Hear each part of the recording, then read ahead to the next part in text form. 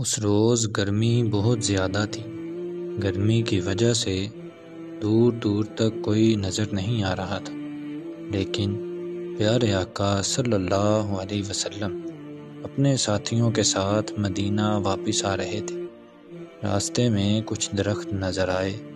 آپ صلی اللہ علیہ وسلم سے اجازت مانگی گئی کہ درختوں کی چھاؤں میں کچھ دیر آرام کر لیا جائے۔ اجازت مل گئی، سب درختوں کی چھاؤں میں جانے لگے۔ حضور صلی اللہ علیہ وسلم کے لیے ایک بڑے درخت کا انتخاب کیا گیا جس کی چھاؤں زیادہ تھی۔ سب لیٹ گئے۔ تھکاوٹ اتنی تھی کہ لیٹتے ہی نیند آ گئی۔ حضور صلی اللہ علیہ وسلم نے اپنی تلوار ایک ٹہنی پہ لٹکا دی اور آرام کرنے کے لیے لیٹ گئے۔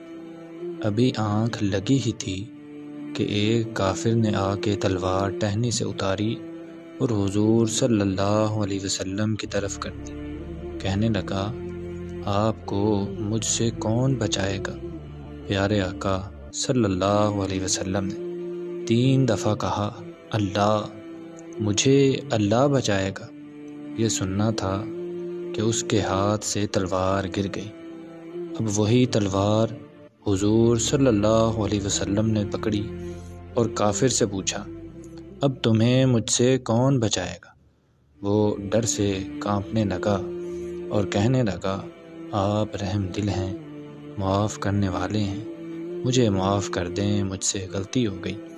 حضور صلی اللہ علیہ وسلم نے اسے معاف کر دیا اور جانے کا کہا۔ وہ کافر حضور صلی اللہ علیہ وسلم کا اخلاق دیکھ کے کلمہ پڑھ کے مسلمان ہو گئے۔